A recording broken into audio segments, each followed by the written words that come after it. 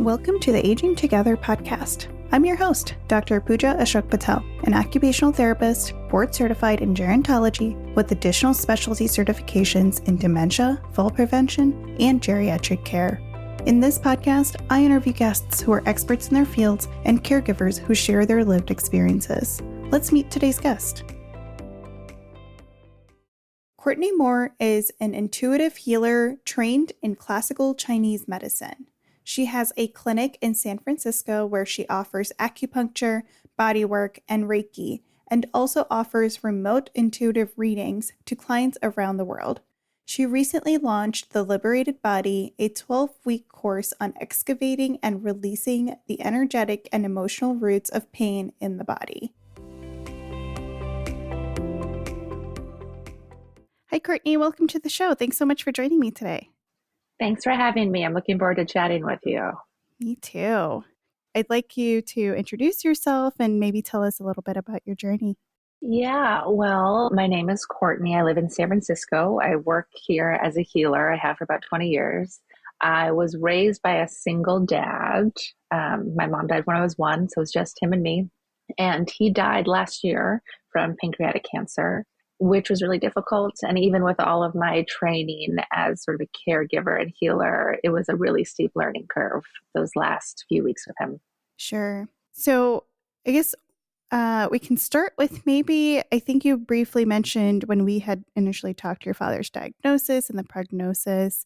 What were your initial thoughts and emotions when you learned about them? And can you share a little bit about his diagnosis and the initial stages of his illness? Yeah. And, it was so interesting. My dad was just a health nut his whole life. He ate a very clean diet. I became a vegetarian when I was 10, and he became a vegetarian shortly thereafter. He ran 3 times a week until he had a hip replacement in his late 70s, and then he bicycled 3 times a week. Like, he was so into health. My mom died from breast cancer in 1986. And I think he was always health conscious, but watching his wife die this awful cancer death, he really doubled down on being healthy. And so his initial diagnosis was perplexing, more than devastating. It was like, no, I did everything right. My family lives a long time. I don't understand. I don't do all the things that all those idiots who get sick do. My dad was, I think, on the autistic spectrum. He could be really harsh, and he was very into being thin and into like having this sort of ascetic lifestyle. So it was very perplexing to him when he was diagnosed. He was diagnosed he died in 23. He was diagnosed in 21 with pancreatic cancer. And it was following a period where he wasn't feeling good. He had a lot of low back pain. And then one day he woke up and he was really jaundiced. His eyes were yellow. His skin was yellow. And he went to his doctor, who ran a bunch of tests and figured out he had pancreatic cancer. He was one of, apparently only 5% of the population is eligible for a Whipple procedure, which is a surgery where they take out the pancreatic tumor and anything it's touching. So, parts of the liver, the gallbladder, maybe the stomach, small intestines. And so he really weighed whether he wanted to do that surgery. He ended up doing it, and it was successful. They removed the cancer, but his physician recommended chemotherapy following that surgery. And after watching my mom go through really horrendous breast cancer chemo in the 80s, we've come a long way from what I understand, but he was adamant he was not going to do chemo. No way, no how. He wouldn't even talk to the doctor. I was like, Dad, just go see what the option is. Maybe it's like a one-time pill. Maybe it's much gentler than whatever you're imagining. But he would not even have the conversation. I am not doing chemotherapy. So his surgeon had told him he thought he had bought my dad another 5 years with the surgery. Surgeon was very happy with the procedure, but, that was really counting on the chemo. That was the follow-up to sort of get any stray cancer cells that were in my dad's body. So 2 years later, actually on my dad's birthday, May 23rd, I got a call from his doctor saying, I have been trying so hard to reach your dad. I really need to talk to him immediately. Can you please help me connect with him? And, my dad, I think even more so than a lot of the elderly generation, really hated telephones. And so he would only turn his cell phone on when he was expecting a call or had to make a call. So he was really hard to reach. We had to talk at these sort of like prescripted times every week. And if I missed him, I had to wait for the next week. So I knew it was hard to get away from. I don't know if he was avoiding that phone call also. he wasn't necessarily symptomatic. I had seen him a few months before the diagnosis. He was so thin and he really didn't have much of an appetite. And that frustrated him. He liked eating, even though he ate really small amounts. And he would just get full so quickly, and it sort of perplexed him. And yeah, I just remember his thighs were so thin. I remember thinking, wow, that really doesn't look good. So it wasn't totally a surprise when he was re-diagnosed at the end of May. I went up to Oregon to receive that diagnosis with him on the phone. And the physician said, I said, can you give us some kind of prognosis here? Is this weeks, months, years? And he said, probably months. And so we started the process of signing on to hospice at that point. I'm so glad we did, because he only lived another 6 weeks. It was very, very rapid this time around. And there were a couple different hospice options that we considered. It was really important to my dad to die at home. That was a lifelong goal of his. He did not want to be in a hospital. And so one of the hospices really emphasized home care as opposed to hospice care in a hospital. And we chose that hospice for that reason. And they were helpful connecting us with some resources we might have used if he would have lived longer, some sort of in-home care, people to do laundry and buy groceries and just come in a couple times a week and make sure he's okay. All of these services were more expensive than we anticipated and harder to coordinate with than we anticipated.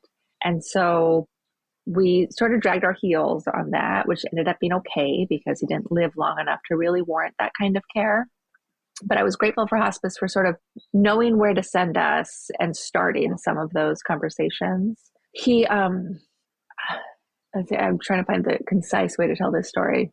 I was planning to spend the summer in Costa Rica. And so after his diagnosis, I left and I said, Dad, we've got months.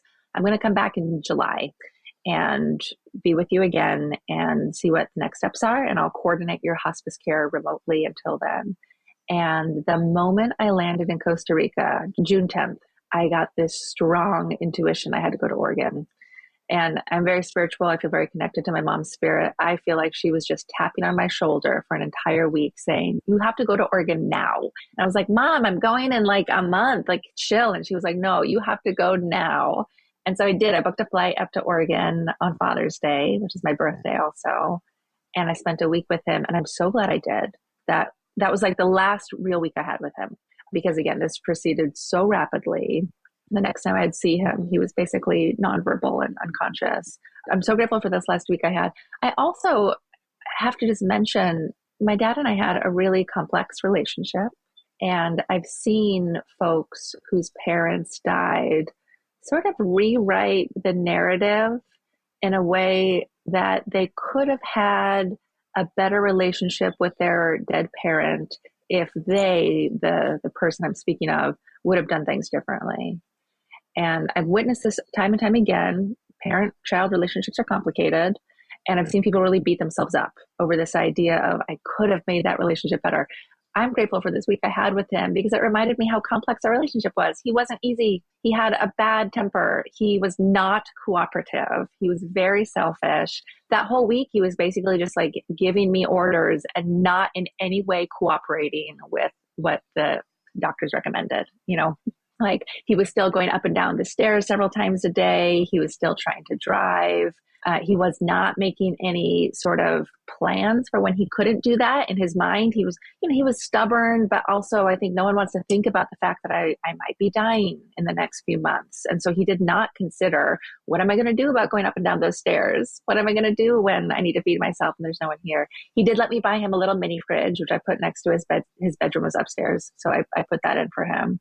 But we spent that week together, and then I went back to Costa Rica. And again, I said, mid-July, I'll be back. Let me know if you need anything. At that point, hospice was not making regular visits, but they came out just to sort of assess the house and give us some advice on what to do that way.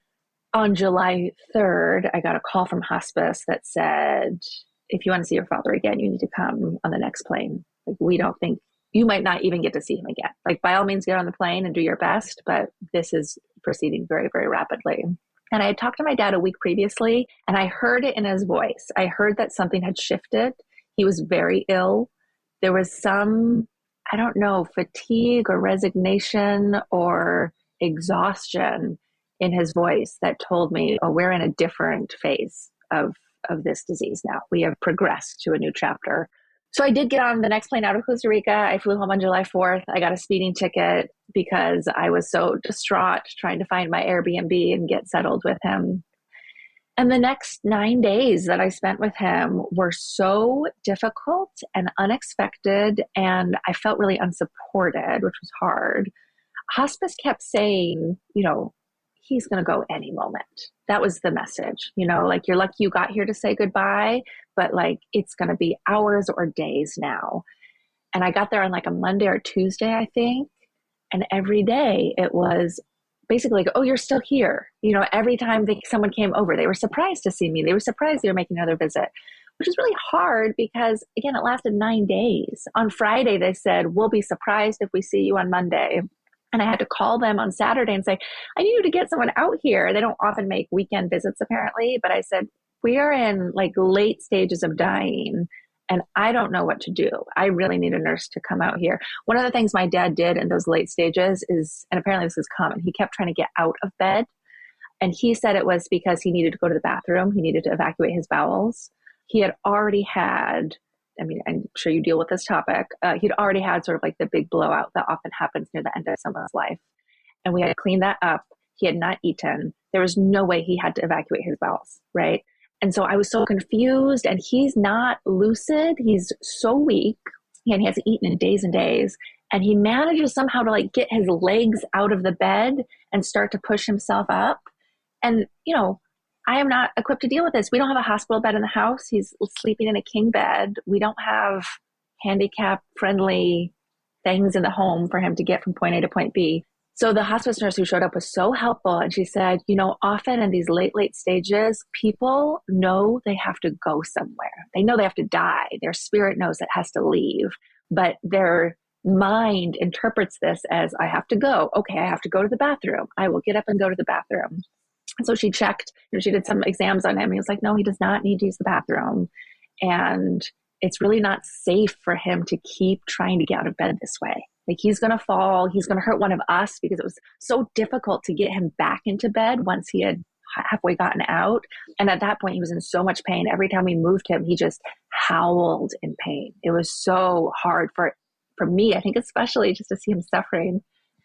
And so at that point, that hospice nurse made a very strong recommendation, which I took, which was to keep him on a very strict timed regimen of painkillers. And at that point, the cocktail he was taking was Ativan to help with anxiety and morphine to help with the pain. I think I had transitioned him from hydrocodones to help with the pain. So at this point, he's just on Ativan and morphine. And he didn't want to take it. Again, my dad was a terrible patient and very stubborn. And so this hospice nurse was like, look, she showed me how to like crush the pills, mix them with a little juice or maple syrup, mix it with the morphine, which was a liquid, and put that into his mouth and kind of put it between his teeth and his gums and let it just absorb there, which he didn't like.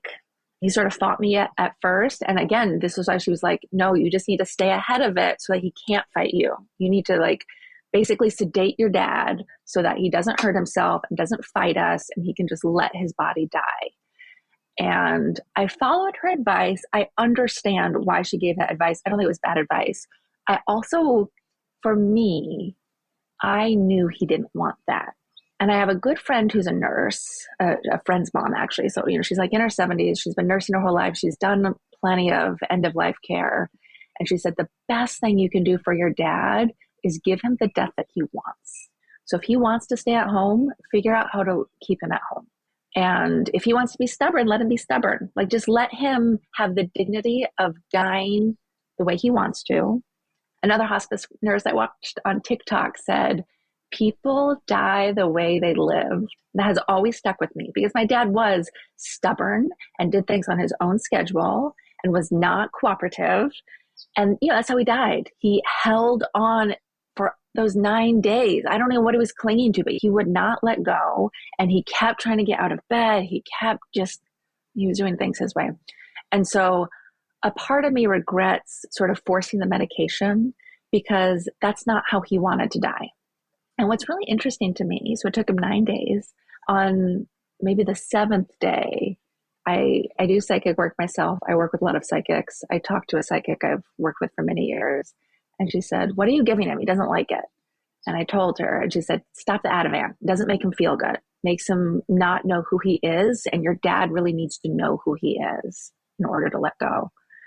And so in those last 9 days, the level of communication is very confusing. And all the nurses told me, be careful what you say in the room because he can hear. We know from, I don't know how we know this, but hearing is like one of the last senses to go. And so even if he can't talk to you, he can't open his eyes, he's still perceiving the words that are being spoken around him. And the hospice nurses were so adamant, so cautious to have difficult conversations about him outside of the room he was in to give him a little space from that. I was not so cautious. And that's one of the regrets I have also. You know, I remember having conversations with family members or being on the phone with friends and saying things that in hindsight, I would have not said around my dying dad if I would have been a little more cognizant. But in this moment, I walked up to him and with just the morphine, no Ativan. And I said, okay, Dad, we're going to try something different. This is just morphine. There's no Ativan in it. And every time I would try to give him his medicine, he would sort of lock his jaw like he really didn't want it. He made it so clear he didn't want it. And I was so clear I did not want to watch my father howling in pain. And so I kept on with it. But I explained that to him and he relaxed his jaw a little bit and he let me put it in. And I was like, okay, I think we made some headway. The Ativan was to keep him from being anxious and restless. And he was tossing and turning a lot before that. And so without the Ativan, again, he started getting agitated. So the next time I came up to him, I said, okay, Dad, this time it's morphine and just a half an Ativan, just a little bit. And he locked his jaw again. And it was such a clear message. And this time I said, I hear you. You don't want this. I'm not going to force this on you. Let me go get just some straight morphine. And that's what we did for the next, 48 hours, the last 48 hours of his life. The other thing the psychic told me, which I thought was, well, two things she told me that I feel like are important for passing on. One is she said, it'd be really nice if you could do something like read to him in these last days you have together. And that is one of my favorite memories of spending his death with him is we both loved A Prairie Home Companion. And so he had a book by Garrison Keillor on his bookshelf. And I just read him some anecdotes for that, which if you know any of that content, it's got a certain nostalgia and like real humanness to it that I think was very appropriate for this moment also. And that was really beautiful. And then she said, you're telling him something that people aren't telling you to say that's really not registering. And in the death and dying world, people often tell children to tell their parents, I'm okay. I'm okay. You can go. You don't have to hang on for me. I've got this. I love you. You'll always be with me, but you can go. And so I was saying that to my dad a few times a day because he was holding on. What can I tell this man to help him let go? It's time, right? This disease is not reversing. His body was a skeleton. It is awful to see what cancer does to a physical body, but it was so apparent. His body was done, but his spirit wasn't. His spirit was still hanging. So I would tell him this, and it just didn't land. I could tell. Those words were not getting in anywhere. And I've read so many hospice stories where those are the words that really let someone let go. That wasn't my dad. And again, we had a complicated relationship. I don't think he was hanging on for me. We barely spoke at that point of his life. And so this woman I was working with said, talk to him about your mom who died when I was 1 and who he was in love with his entire life. He said, tell him your mom loves him. Your mom's waiting for him. And I did. And within, 12 hours, he passed. And of course, that was also the end of a 9-day struggle. His body couldn't hold on forever.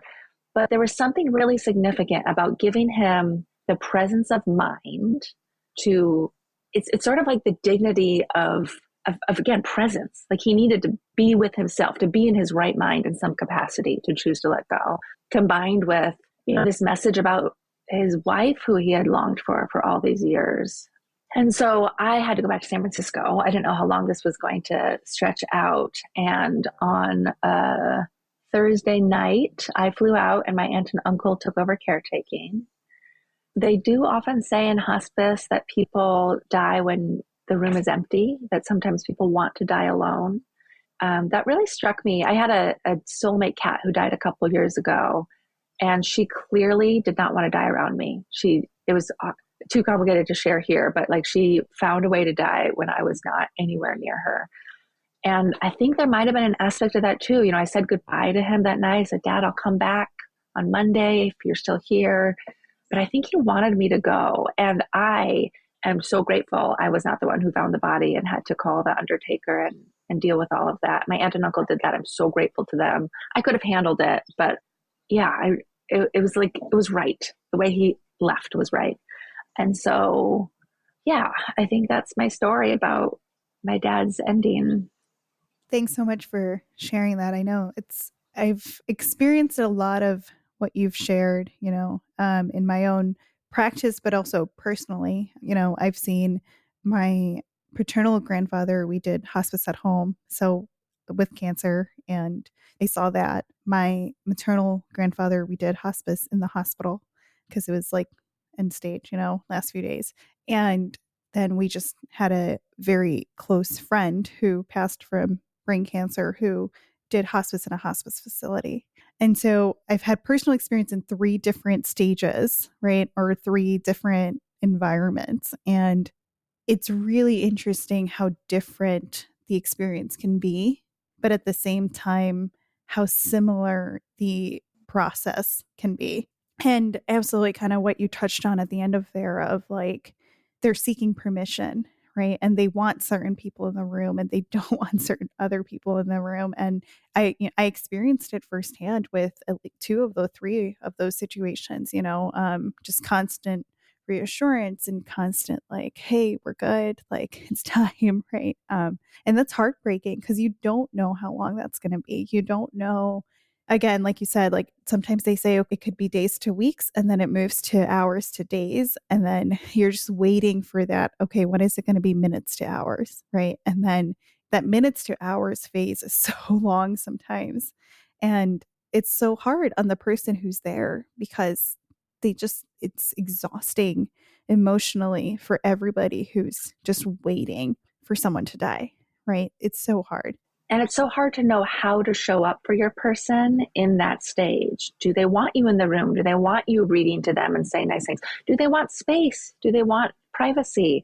You have no idea. And so navigating that part where you feel like you just don't want to do anything wrong. You just want to show that person how much you love them in whatever way that takes shape. Yeah. And it, like you said, especially if they weren't willing to have those conversations early on because they're in denial and they don't want to talk about it, right? It's so much harder when you don't know what they would have wanted. Yeah. And, when my dad got his diagnosis, he was in Oregon. So he had the option of death with dignity, taking a suicide pill. And it was something he was interested in pursuing. But again, it just progressed so quickly. There was no time for actually exploring that option. But knowing that he was interested in that was also helpful for me, just to know that he ultimately understood he was dying and wanted to end that process as quickly as possible. Yeah. I mean, I guess that's good insight into knowing kind of what his stance on the whole situation probably was, right? Kind of going back to when you had to make that initial decision to enter hospice care, what were some of the key factors that influenced that decision? My dad lived alone in rural Oregon and didn't really have friends or family. And so as much as I knew I would do my best to be a part of this process, I couldn't, move up to Oregon for months. And so I knew we needed help. And hospice is exactly the help that's designed for this situation. The hospital, his doctors were very helpful in recommending different facilities to consider, which I'm grateful for because I wouldn't even know where to start or what to assess. I was really nervous about payment. Is insurance going to cover this? It did, fortunately. And again, the hospital had a really great social worker who helped me navigate some of those questions. And then I think, we did interview both hospices, which means they both sent people out to meet us. And part of the decision was also the first gentleman who came out was fine. He was great. But something about the second, my dad just really clicked. He really liked the doctor. I felt really comfortable with the nurse, like everything. We were like, okay, these people are the people we want on this journey with us. Yeah, that's really important, right? Because like you mentioned, then they were coming in maybe infrequently at first and then very frequently, and they were meant to be your guiding light, right? And so you want to make sure that it's someone that you trust and are comfortable with. You mentioned they were coming in kind of infrequently at first, and then we're starting to explore options that would have been nice for long term, which you didn't really end up needing. Can you describe the services and the support that the hospice team provided? Yeah, before he was in that acute stage, they were coming every 2 or 3 days, maybe, and mainly just checking vitals and making sure he had the supplies he needed, medical supplies, and just being a person to show up and talk to him. They don't do grocery shopping or meal preparation or laundry or cleaning, those sorts of things. When it ramped up, they were coming out every day, but the visits were still, very clinical. It was still very much about vitals and medical supplies. They would give him a sponge bath. I remember when I was there in June, it was really important to him that I washed his hair and helped him shave. I think maybe hospice continued with that too, some like sponge baths and shaving. And that meant so much to him. I think that's really worth noting, that there's something about maintaining your hygiene as best you can in these very compromised situations that really provides some of that dignity we're talking about. They would help with medication administration, but again, only when they were there, which was only once a day. And so they would give me instructions on how to maintain medication administration. And they were on call if something, dramatic happened, like when he tried to get out of bed. But they made it pretty clear that like this one daily 15-minute visit was sort of their scope. That's what they had to offer me. And anything outside of that was really my responsibility. Yeah, and that's hard because you don't really know how to manage those 23 hours and 45 minutes, right? Exactly. And his medical state is the same for those. He was restless. He was confused. He was weak. He was in pain. He was sort of in and out of consciousness for part of that time. They talk about, you'll have like a rally day, a big surge of energy near the end. And he did have that day, which I'm glad people prepared me for, because it's very confusing to the care team, right? Oh my gosh, he wants to eat food and he wants to like read it. Like, it's astounding. He went from, basically catatonic to having conversations with me. And when they're not there, he's just as ill as when they are there. And so it's sort of like, I wanted that same level of medical care for him all 23 hours that they weren't there, like, can you check his vitals? Can you do some laundry? Can you change his diaper? Can you like do all these things that I think need to be done? It's not necessary. And also when you're not in a hospital, it just feels really overwhelming to have that medical care hanging over you. Yeah, for sure. So I know you mentioned that you and your father weren't as close towards the end of life, right? And you mentioned an aunt and an uncle who helped with some of that too. Was there any other family involved? And how did you and your family cope emotionally with the rapid decline of his health? The only other family I have really on that side is my uncle, who I mentioned has 3 sons. 2 of them live out of state, but my eldest cousin John came down for the day to say goodbye. Uncle Tim, Aunt Barb, and me were the caretakers.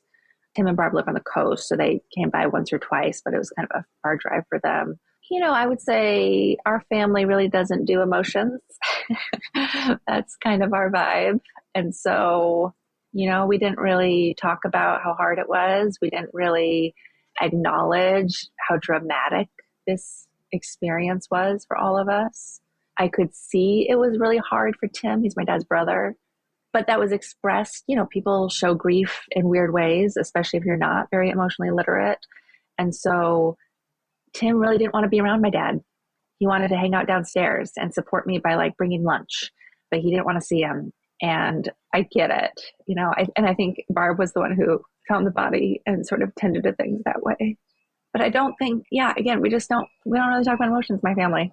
We are very practical people, I guess. And so they showed up with sandwiches and pie and helped me pack up some of his books that I was going to take to Goodwill. And it was much more about that than about sort of having an emotional moment around this, which was really hard for me. I'm very emotional. I am very much my mom's side of the family. And so I had this incredible little crew of best friends. There were three of them on this text thread who I was just in touch with like every 10 minutes, like, you guys, what do I do now? You guys, this is really hard. You guys, I need a break. You guys, I'm thinking about making this decision. Should I do this? That was critical, irreplaceable. Like, that was the most important thing for me, even though they weren't local, just to have these people who I could, again, so many decisions are made in those last days. They all feel so important, even though I don't know if they really are, but yeah, you just have this sort of I had this decision paralysis, and I just didn't want to make the wrong choice. And so it was really nice to have people to talk to about all of this. And also, I mean, it's just a lot to hold that, to witness a body basically decomposing in front of your eyes. It's very intense and sad. More than sad, though, I think there was enough adrenaline and cortisol running through my body. I didn't really feel sadness in the moment. It was like, I have to handle this. I have to figure out how to, make the right decisions, give him his medicine. I was already thinking about sort of like, oh my gosh. And then when he dies, what happens? Like, what happens with the estate, with attorneys, with the body, with the memorial? Like, I was definitely in go mode. And so I didn't really have time to feel sad or any feelings that way. But it was nice to have people who could at least reflect back the word that comes to mind is the horror. I mean, there might be a better word, but like the horror of watching someone die. It was really great to share that experience, not have to carry all that myself. Yeah, having a good support system, even if available over the phone, is imperative, I think, during that time. Because, like you said, it really is, it's traumatizing, right? It is. It really is. Yeah. And you, as the primary, don't have the time to process or grieve because there's so many items to check off, right? There's so many missing parts to fill. And at the same time, you're constantly checking to see if the person's still alive. That's it. That encapsulates it. And it sounds so cold to me when I relay that to people initially. But I mean, I guess that's just the way it goes, because what you just said is exactly my experience. And honestly, it's strange. Again, my dad and I had a complicated relationship. I don't feel a lot of grief that he's not on this planet anymore. And some of that is related to my own spiritual beliefs. I really believe his soul continues and I can talk to him when I need to. But that death was traumatic. It really was traumatizing. And if I had to grieve and sort of like, do therapy over anything, it was being with him when he died, and sort of like whatever is arising in those days, those moments really gets compartmentalized and pushed off to the side. And your brain says, no, I'm going to help you put one foot in front of the other right now, which is what we need. That's why the shock response exists. But it was a lot for me to unpack that trauma in the months following his death. That was the biggest thing for me. There's often a lot of misconceptions when it comes to hospice care, right? Hospice care can be beautiful in what it is meant to be, right? But it comes with a lot of challenges and it can be very traumatic, like you just explained. So I hear often a lot of misconceptions about hospice care and its role in end of life. Did you have any before you entered, or did you encounter any as you were going through the process? Yeah, I absolutely did. I think for some reason, I just thought hospice was going to be more present with us. I thought hospice meant someone was going to sit at his bedside for an hour or two every day. Yeah, I just expected like more from them, more touch points, more presence, more like active managing of the situation. And that's really not what they're there for. They're not there to actively manage the situation. They are a support structure. They provide a lot of information and knowledge, and that's useful. They provide medications. That's very useful. But, my dad had a hip replacement a few years ago. And in the aftermath, we had some in-home care where a nurse would come and check on him and make sure he was doing his PT exercises and help him with anything around the house as far as mobility. And basically, that's what hospice was. It was an in-home nurse visit once a day just to make sure he had everything he needed. But it was none of the sort of like, I don't even want to say emotional support. Again, it was like that companionship piece. For some reason, I hear hospice and I just think there's this like caretaking aspect of it. And the caretaking really was medical, full stop. And so that was I don't know where I picked up that misconception, but I really did. And that was hard for me to understand. Once I started wrap my head around that, I said, oh, I am really the caregiver here. They're not caregivers. They're like a little medical team who comes and checks on him, but I'm the caregiver. I want you to know that you're not alone in that misconception. I think a lot of times, and maybe it's pop culture, maybe it's the way hospice has been portrayed over centuries or decades for on TV, in movies and shows, but the reality is that that's what it is at home. If you have hospice care at home, all it really is the medical management of it. Now, hospice in facilities, hospice in the hospital can vary a lot, right? Because that is very hands on and they're also the caregivers. But hospice at home is absolutely beautiful and a great option for those who want to do it at home, right? Who want to die at home. But it comes with a lot of challenges that need to be addressed, right? Early on. And how do you do that if you haven't had the conversations, right? I'm so glad you said that because I think that's the exact like juxtaposition that I didn't consider. I always thought of hospice as hospice in a facility. And then I think you do have more touch points. You have more people stopping by. Maybe people have the luxury of being able to sit with you for a while. But hospice in home, it's an outpatient service, it's an out call. And it is very different, I think. I mean, I've never experienced hospice in a facility, so I can't speak to that. But based on what you just said, I think that's a lot of where it kind of got twisted in my mind. It was like, okay, we're going to recreate a hospice facility in my dad's home, right? Yeah, which you can, but then you have to hire private caregivers, and that is expensive, right? Exactly. Yeah. In those 7 weeks, are there any particular moments or memories that stand out to you as especially significant or meaningful? I know you mentioned the book reading. Anything else? I mean, there were a lot. So I'm trying to, choose the ones that were most poignant. It feels like every minute of those 7 weeks had a weight to it. Every minute I knew it might be one of the last. And so I needed to pay more attention and I needed to bring all of me to the table. I wanted to make sure he didn't die with anything left unsaid, with any regrets on my part. Just wanted to really, in some ways, there's a luxury of hospice that you don't get with like a sudden death because you get to choose how you're saying goodbye. And so those 7 weeks was a very long, conscious goodbye. And, that week I spent with him in Oregon around Father's Day was full of moments like that. When he called me the week before I went back for the final visit, I always remember that call. Again, I could tell in his voice something was different, and it was so striking. And I don't know how I knew it, but I knew it listening to his voice. And I remember I had him on speakerphone, and my boyfriend was with me in the room. And my dad got a little choked up. And again, my dad was not an emotional man. Moors are not emotional people. And so he got a little choked up, and that made me really uncomfortable.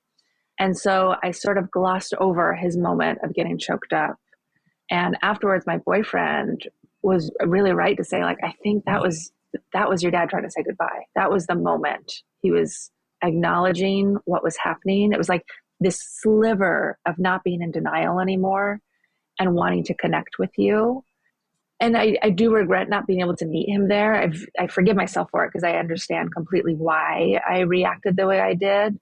But I think about that moment, and I think, especially if you're dealing with someone with a lot of emotional walls and stubbornness and denial, those little slivers of meeting reality and wanting to meet people where they are just irreplaceable. It's just this magical moment where two people are really in the same place at the same time together. So I think about that a lot. And then, when I first got to Oregon in July, I went over first thing in the morning. I landed at nighttime, so I went over first thing in the morning, and a nurse was there helping him. The hospice make their calls at like 9 a.m. And I bent down to say hi to my dad. And again, like when I'd seen him 2 or 3 weeks earlier, he was having full conversations with me. He was looking me in the eye. He was asking for food. He was laying on his side and just sort of woozy in and out of consciousness, not on any medications. And I said, "Hi, Dad, I'm here." And he opens his eyes and he says, "When do you think my daughter will get here?" And he'd obviously been asking hospice that. And I said, "Dad, it's me. It's me. I'm here." And he just smiled, and it was like everything relaxed. His face, his body, his spirit. It's like this moment of letting himself really be cared for. And that was a really special moment. And it was one of the last moments that he could talk to me. Even in that, he didn't recognize me at first. He wasn't totally there. But it was one of the last moments when I felt like he and I were connecting the way he and I connected. After that, it was this weird shell version of him that I was trying to connect with. But yeah, it was one of the last ones of connection. That funny rally that happens wasn't a moment of connection. It's so bizarre and it's so disorienting because he was just all business. He was like, where's my iPad? Who has moved the things from my bed? I would like a piece of watermelon right now. He was so demanding. And so again, demanding dad is not connected dad, but there was something about the real vulnerability and relief of that moment where we locked eyes that was very, very, very meaningful to me. Yeah. Thanks for sharing that. So it's been a year since he's passed. Yeah. How have you been coping with that grief and the healing process? I know you mentioned compartmentalizing it and maybe healing yourself as a healer. How's that been? So not what I expected. My mom died when I was 1, before I remembered her. And so my grieving of my mother was very prolonged and indirect. I don't even think I understood I had a mother until I was 7 years old. And it was really in my teenage years that I started really crying about it and missing her and recognizing this gap in my life. So, it was like a decade that I grieved for my mom, and I'm probably still grieving for her just because her absence is what defines her. And so I sort of expected another prolonged grieving with my dad. And I feel cold saying this, but it's my reality, it's my truth. I really haven't grieved for him not being here. I've had moments I miss him. I've had moments where I want to pick up the phone and realize he's not there, or I want to share something with him and I realize I can't. I just don't feel grief that he's not here. I have had to do a lot of grief, like I said, around the trauma of him dying. The friend's mom, who's a nurse, so I mentioned, sent me a great book. Cannot remember the title, but it's Anecdotes from a Hospice Nurse. And I just sobbed my way through that book. It was so helpful in helping me acknowledge what I'd been through, acknowledge I'm not alone in going through this, acknowledge the complexity of someone dying and the weight of someone dying, and just the not ideal conditions in which people die. I think my dad always talked about his whole life how the goal was to just not wake up one day, to go to bed and not wake up. And I know he was sort of attached to that idea that because he lived this healthy life and his mom died when she was in her 90s, that's what his life was going to be like. He was going to live this long, somewhat active life and then not wake up one day. And gosh, death and dying is just nothing like it looks in the movies or in your head or anything we conceive of. And so I think that was the thing I had to really grieve, was that death is ugly and death is messy and death is not at all something you have any control over or any sense of structure with. It's messy. Death is really messy. So I really had to grieve the messiness of his death. That book helped a lot. I did a little therapy. I don't think I had a very good therapist. I might try again with another therapist at some point. But I think what I really needed to do was talk about those 9 days. And it was so emotional. It took me a long time. And it felt like something that it was so heavy in me. I didn't want to talk to my friends about it because it felt like then I'd just be sharing this heaviness with them. And most of my friends have not lost parents. And so I feel like I'm a little bit of a crusader that way. I don't have a lot of community who's walked this path yet. And so I don't know, I was really hesitant.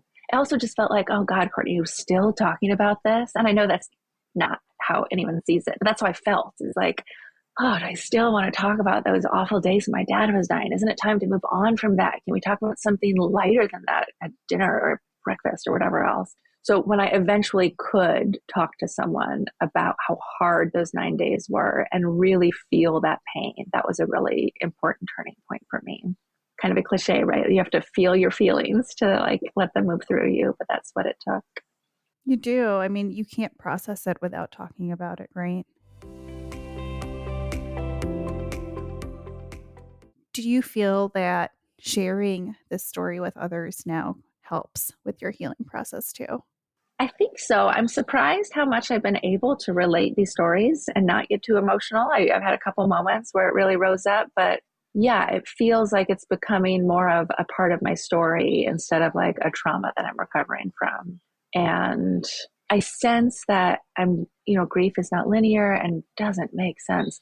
I sense that I'm entering this new phase of grief where I am wanting to reach for him more, which is interesting. And I don't necessarily feel like a grief when I realize I can't connect with him that way.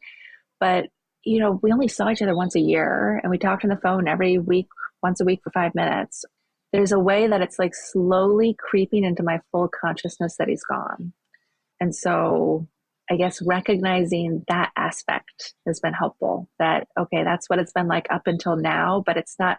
I think all of us with grief, we want it to be this thing we do, and then there's this endpoint, and then we're done. And now we can go back to living. And even though I know that's not true, talking about it has helped me realize, oh, I'm talking about my grief up to this point, and now it might morph, and now my grief is going to look like something different. In some ways lighter, in some ways heavier, though. It's just going to change. And so here we go, continuing this path. I don't know if it ever ends, especially with a parent. I think that's a grief that rises up in different ways at different times. And I think it's important to distinguish that the feeling of loss doesn't necessitate a feeling of grief, right? The feelings of loss can show up so many times throughout our lives, right? There's important events, Father's Days, birthdays, holidays. Like there's things where you'll feel that loss of a specific person, right? But that doesn't necessarily mean that you're still grieving them or that there's going to be grief associated with it. And I think it's important to recognize that because you can still feel the loss of someone without grieving necessarily about it. Yeah, that's really interesting and something I'm going to have to think about some more. That really hits home for me. What advice would you give to other family caregivers who might be facing a similar situation? It's so interesting to consider a similar situation because it seems like everything is going to be so different for every family, every loss, every diagnosis, every person. I really loved the advice Nurse Kathleen gave me. Help him have the death that he wants. And even if that's not the death that you would want for him, even if that might make things more inconvenient for part of the process, that's such a valuable gift to give someone and to allow someone to have the death that they want.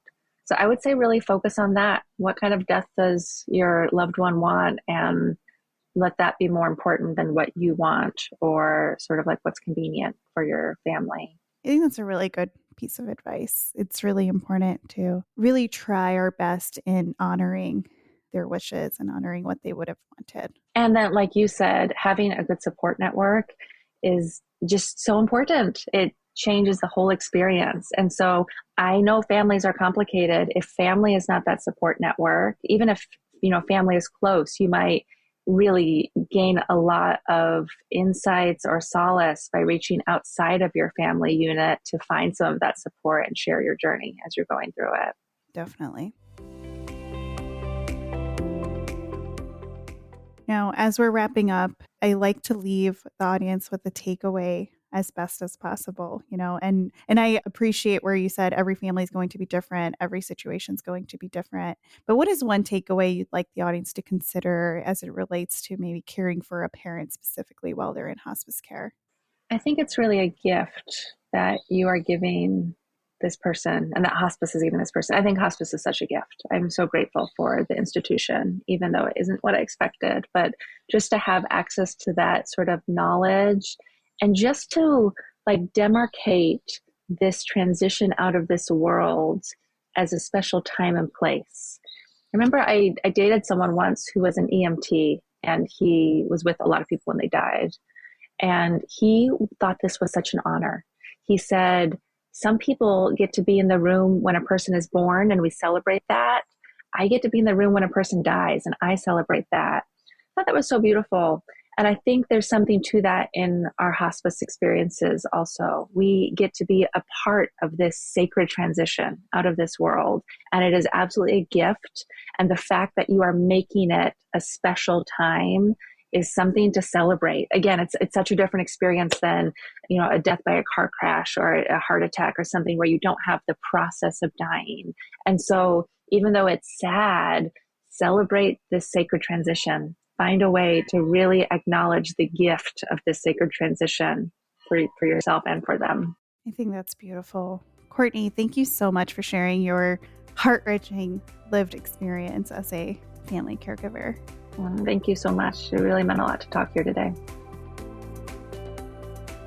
Thank you for tuning in to the Aging Together podcast. This podcast is brought to you by Aging Together, LLC, a caregiver coaching service with educational programming and support services for family caregivers of older adults.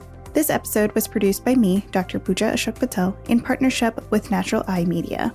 If you found this episode of the Aging Together podcast valuable, we'd love your support in spreading the word. Please subscribe to the show. Your likes, shares, and reviews fuel our mission. Don't forget to rate and leave a review wherever you're listening. Your feedback matters. Until next time, take care.